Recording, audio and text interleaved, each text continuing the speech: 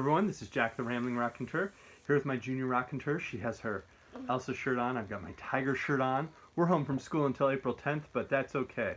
We're reading, we're finding ways to hike, spend time outside, and still do some schoolwork. This is the Hopeful Book Tag 2.0. I saw it from Steve Donahue's channel. He tagged everybody. The original tag is from Bookfinch. It's a type of optimistic, positive thinking that I want to be participating in right now. So, prompt 1, a book you'd like our world to take some influence from. Number 1, Invisible Cities by Italo Calvino. Do you want to hold this one up? Hold it up there. All right. So in it, Marco Polo is telling Kubla Khan all about these different cities he's been to, and it just reminds me of the fact that we're all humans in a global community, and there's stuff happening everywhere right now, and it might not all be good. Much of it is not good. But there is still human beauty, there's still art, architecture, there are so many of the positive human endeavors happening, and we'll persist and persevere through this. The other one, though, that I grabbed was Go Dog Go by P.D. Eastman. Are you a fan of this one? What happens at the end of Go Dog Go? I remember. Gotta check. Check the source. Always check the source. Respect the research.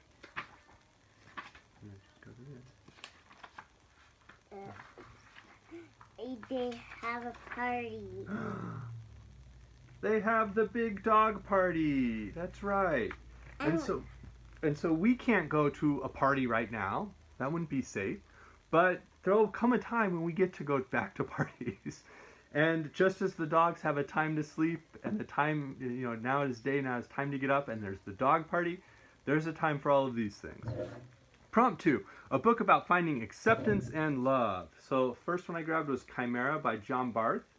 And I'll explain very quickly why. Chimera is a retelling of 3 sort of Arabian Nights tales, Greek myths, and it fundamentally explores how humans connect with each other through stories, which seems like the perfect reference for this.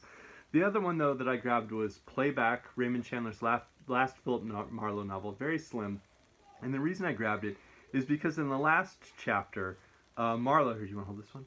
Marlowe, who has been so jaded and cynical about human relationships and trust throughout the entire series, gets a phone call from someone from his past, and we get to see this humanity and this the heart that resides within both Marlowe, that other character, and so many of us.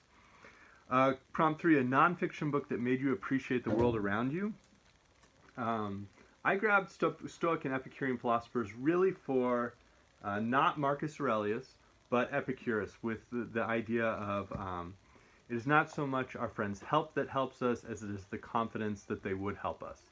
And that idea that as a community, I don't know what's going to happen tomorrow. We just got an update a couple of hours ago that the schools were going to stay closed for 2 weeks, and that changes things. But I was in a meeting with a very diverse group of math department chairs earlier today where people were being really positive and saying, here's what we're going to do. I don't know how to do this, but here's somebody on my team who knows how to do it. And nobody at our school knows how to do this, but you have an expert at your school. Like, let's help each other out, and just using those connections, using each other to all move forward. All right. The intermission is, of course, with your kids. So we've been just kind of doing an intermission throughout the entire thing. Okay. I love you too. Did we go hiking last week? What happened when we went hiking? What did we see? What did we see? Did we see a waterfall? Yeah. We went to Tucson. That's right. All right. And I floated at Tucson, but we both took a little tumble, but neither of us got seriously hurt. Prompt 4, a book about community or people working together. So I grabbed a couple. One is my old copy of Watership Down, where you have the different rabbits that work together. One is Franny and Zooey by Salinger, really for Zooey, where his sister Franny is very upset, and Zooey calls and oh, you want to go check with her? All right. Zooey calls and basically just helps his sister feel better. And then the last one is Babar Loses His Crown by Laurent de Brunhoff. Hey, sweetheart, come here. Do you want to wave? Do you want to wave at the camera? Yeah. And of course, in Babar, all right, back up, Dave. You're going to knock your sister over. In Babar, the whole family bands together. Cousin Arthur, Zephyr, they all band together to help Babar find his crown. And it turns out that it's a stranger he needs help from. And how cool is that in this time? So, very quickly, 3 booktubers who are very positive.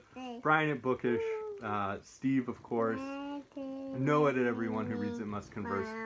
So many, but one of my friends who's not on BookTube, his name's Josh. He's been super positive throughout this whole thing, and he's a fellow teacher, and he's just been a rock star on social media. So stay safe, everyone, and we'll see you soon. Bye.